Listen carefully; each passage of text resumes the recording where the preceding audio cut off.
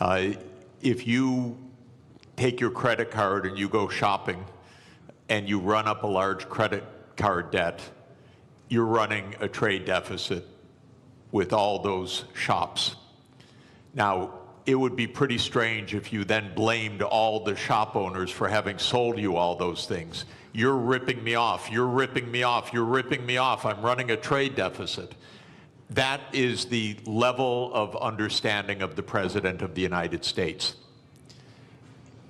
The trade deficit does not represent at all trade policies. It represents spending relative to production or earnings. We call that an identity. I teach it in the second day of my course in international monetary economics. Trump never made it to the second day. So he says, you're running a trade deficit. Look, they're all cheating me. But all that's happening is the United States is outspending its national income. And you can look at the national income chart. You can add up consumption and investment and government spending, and you could subtract off gross national product, and lo and behold, what will that equal? Not approximately, exactly. That will equal the current account deficit, which is the comprehensive measure of how much you spend on goods and services versus how much you sell in goods and services. So the United States runs a current account deficit because it spends more than it produces. Why does it do that? We have a big credit card in the United States.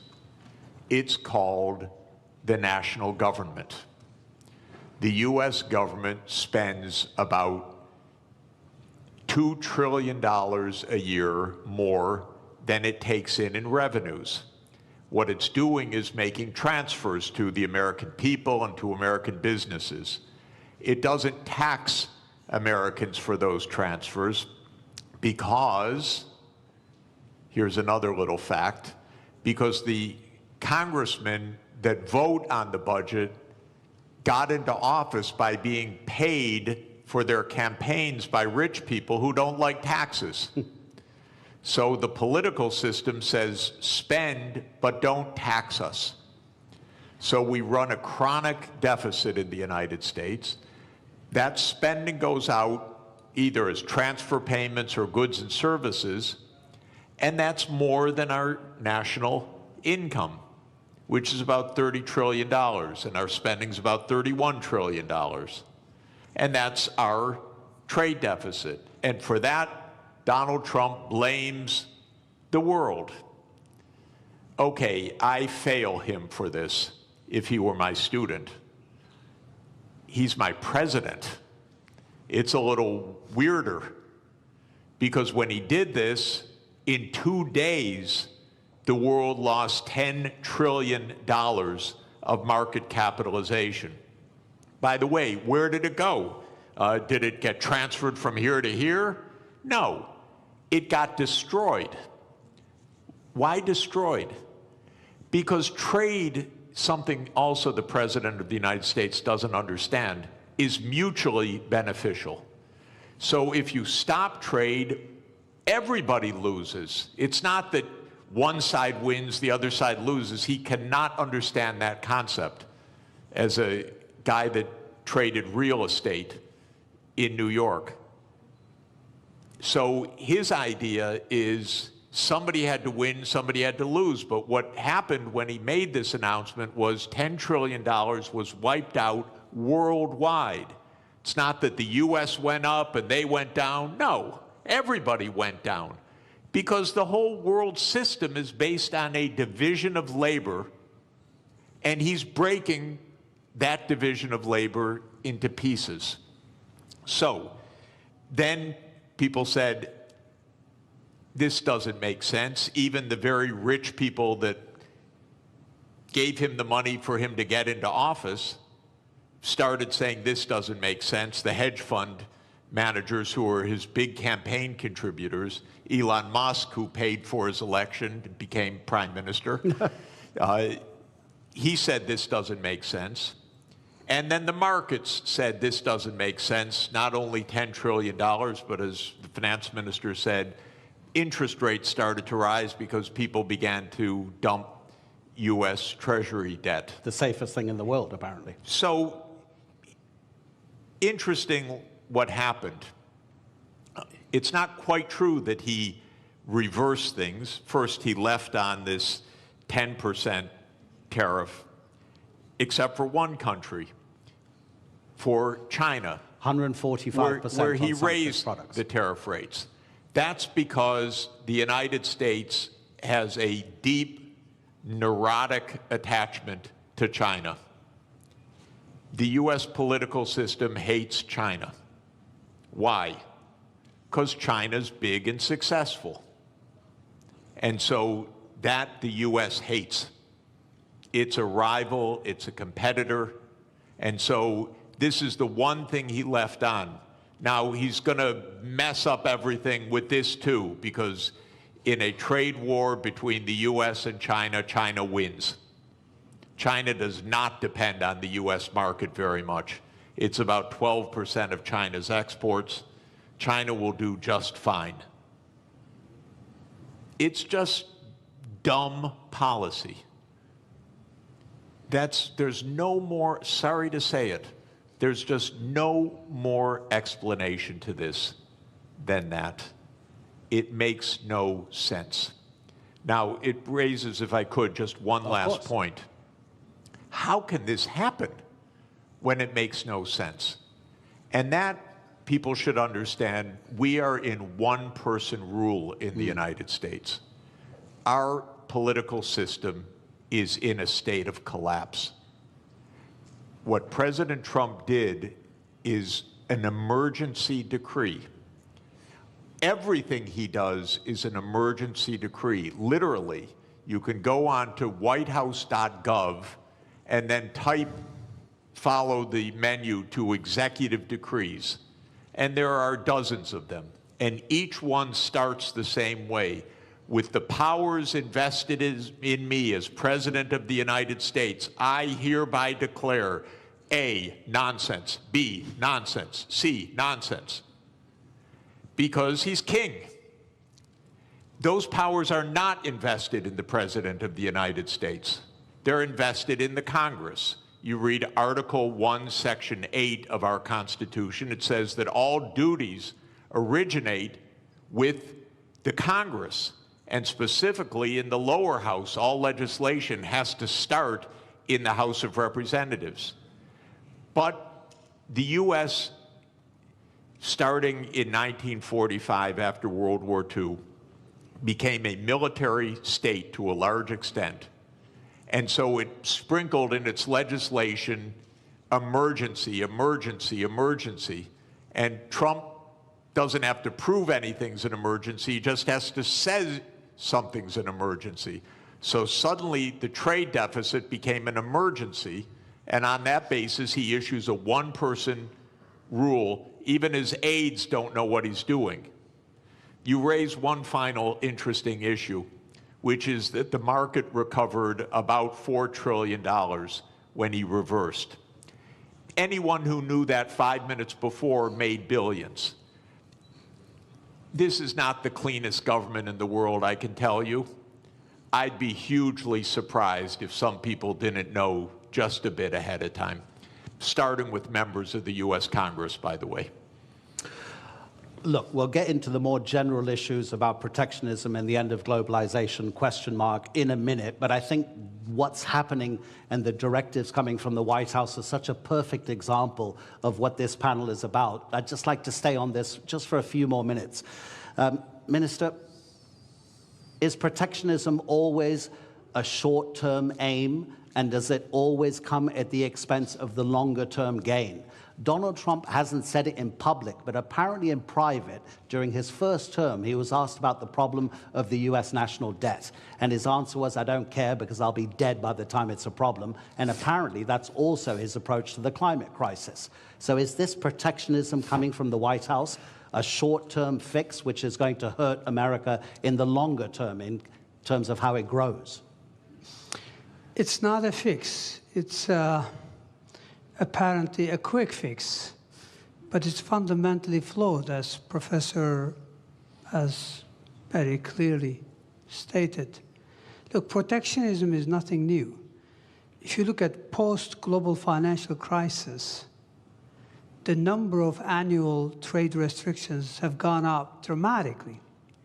In fact, like last year, there were over 3,200 trade restrictions.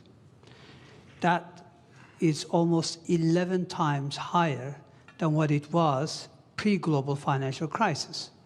So this has been a trend, but what we have seen over the past week or two is clearly a new level. This goes beyond some protectionist measures, trade restrictions. This goes into something, an all-out trade war. So that's really worrisome, because if you go back, again, I mean, if you look at 20 years to global financial crisis, global annual trade growth was 2 times world real GDP growth rate. So in a way, trade was the engine of growth. Mm-hmm. Now that engine has been slow. So if you look at post-global financial crisis, global trade growth barely kept up with real GDP, global GDP growth. So that's no longer really one of the kind of like a strong engine. But I think the way things are now, if current state of affairs is sustained, we may end up actually protectionism dragging global growth. It is not only growth, it's really, there are many, additional fallouts from this type of policies. Absolutely, yeah. Yeah, so the answer to your question, this is not a fix. This is a fundamentally flawed, policy perspective. Obviously, countries have choice. They always have a choice. But we would rather, see world moving back to rule-based, multilateral framework, where everyone benefits. I think I agree with Professor. Over 1 billion people since 1990s have been lifted out of poverty, predominantly in Asia. I'm talking about absolute poverty here. And that's largely thanks to, trade and growth associated with that trade. So it is worrisome that we are now experimenting policies that may actually reverse some of these gains, which I think were very important. 1 billion people out of absolute poverty cannot be underestimated. It's quite significant. Now, admittedly, trade do cause geographic dislocations, but the solution is not protectionism. The solution lies more internal sound policies, structural remedies, but also you can deploy tax policy incentives and other things to address, dislocations in regions caused by, global trade openness. So it's not a level, but protectionism will create more inequalities. It will create bigger problems. Already you've got significant headwinds for global growth. Aging population, high global indebtedness, impending climate crisis. So protectionism is going to be yet another big blow to long-term growth outlook. And that's why growth is barely, sustained at 3%. I think the risk is that we will move to a new era where per capita GDP growth will almost disappear if we continue down this path. Really interesting what you say about protectionism having fallout in other sectors, and we will get onto that, about how it might affect cooperation on the climate crisis, global health, et cetera, et cetera. But let's use one country as a particular example about how a nation can react to protectionism. So we have the US tariffs, which in 90 days will come into effect beyond the 10% that Donald Trump has placed. Let's take two rich countries. UK and Singapore will stay at 10%. Bangladesh and Botswana will both go up to 37%. Laos will be 48%. Syria will be 41%. Lesotho in southern Africa will be 50%. In 2023, the US exported to Lesotho $7.33 million worth of goods. Lesotho in that same year exported to the United States $228 million. The US GDP per capita in 2023 was $82.8 thousand per person. In Lesotho, it was $916. Gentlemen, how does a country like Lesotho deal with the protectionism coming from the US? Minister? Well, look, protectionism is an external shock, meaning it's not a decision by, the counterparty. It's essentially, so how do you deal with it? I guess you focus on regional integration, as an antidote of protectionism. So regional connectivity, regional integration would be one way forward. So, instead of globalization on a big scale, you focus on how you can deepen and broaden your ties with your immediate neighborhood or countries that are still willing to entertain rule-based trade. So I think that's the only way. Again, this is a major shock for many countries. I think global supply chains are going to suffer. This will lead to, already, I think the risk is that capital will be misallocated. Take us, take Turkey, for example. We are the world's second largest of white goods exporter. We need chips, basic ones, nothing sophisticated. We're not talking about 4 nanometers. We're talking about, 30, 40, 70 nanometers. If we're worried that countries are not going to supply that, even though it may not be the most efficient way, we may have to go into a very large capex to see if we could produce them. We are good at something. Other countries are better at something. So we would rather trade. And this is a very simple, economics, theory. Everybody benefits. So I don't think, X country or Y country, there's not much they can do except to look at, ways in which they could mitigate the fallout from not being able to sell goods to the United States. But Professor, that takes a long time to arrange because, of course, the shock is immediate. You can't make deals that quickly, can you? I think the particular tariff rates that Trump announced last week that led to that financial bloodbath are not going to come back. So I don't think we're going to hear again about those numbers after 90 days. 90 days in U.S. time now is infinity. It's eternity. We'll never hear those numbers again. Where did those numbers come from? Something, again, so stupid you can't believe that any country would do this. But the idea is the following. As I said, if you want to know what your trade balance is, you earn some income, so you sell some services to somebody, and you buy things. And if you spend what you earn, you're in trade balance. Technically, you're in current account balance. Now, most of us, I work for one employer, my university. So I run a big trade surplus with my university, and then I run a pretty big trade deficit with the grocery store that we buy our groceries from, and if I have to buy shoes, I run a trade deficit with the shoe store, and so forth.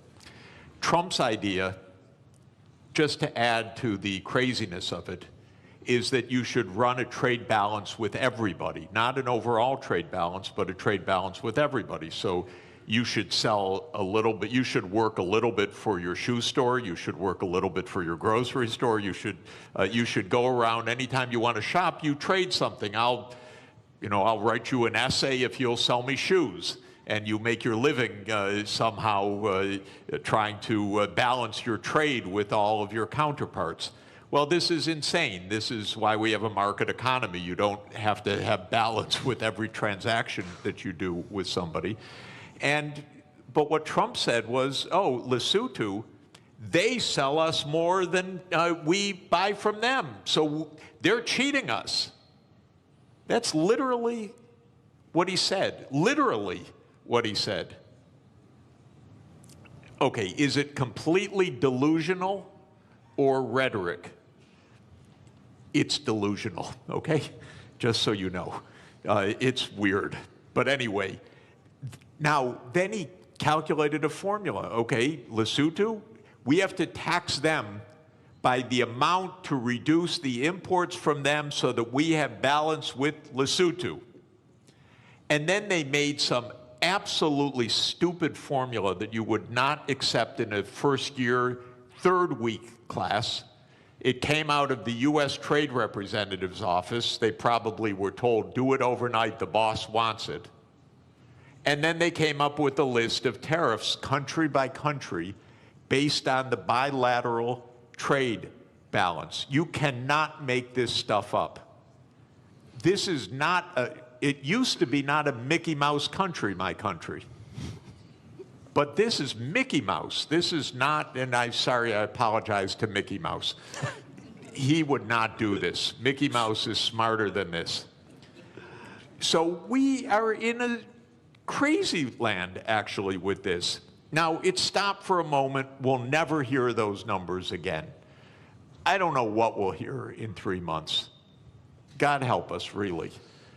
Because it probably won't have to do with trade. It'll have to do with something else. But we can't normalize this as what's the rationale, how to negotiate, what to do. Of course, 60 countries immediately said, we'll rebalance with you. And the President of the United States literally used the language I'm about to use. I'm quoting him because otherwise I would never say this. He said, 60 countries are coming to kiss my ass. He said that in a public speech, the President of the United States. So this is, I'm sorry, I apologize. No, but it's presidential language. Yeah. Okay? I'm only speaking at high political terms. So we cannot normalize this. We have to say no. We didn't spend 100 years on 200 years, 207 years since David Ricardo put forward the idea of comparative advantage, okay? And we have been building the trade system since the ruins of World War II for 80 years. And we have been building the World Trade Organization, which the US led the creation of, I think it's fair to say, for 31 years. This should not be normalized to try to figure out what is the theory of this. And it's a more fundamental point, ladies and gentlemen. The United States is a rogue nation right now on many things, not just on trade, but on making Gaza into the US Riviera, on whatever it wants to say. It's a little bit of a rogue nation. For the world to hold together, the rest of the world has to say, we're not going down crazy lane. We're going to be responsible. We're going to go to the UN, we're going to go to the World Trade Organization. We're not going to get into this downward spiral. Because if we normalize craziness, there is no way out. You mentioned Mickey Mouse, but there's a kind of a theme here from Bloomberg, the news agency. These are its headlines in the morning and the afternoon of Tuesday, Wednesday, and Thursday. Tuesday morning, this is madness. In the afternoon, a clown show. On Wednesday, stocks keep falling. In the afternoon, could have been worse. Thursday morning, assessing the damage. Thursday afternoon, Trump blinks.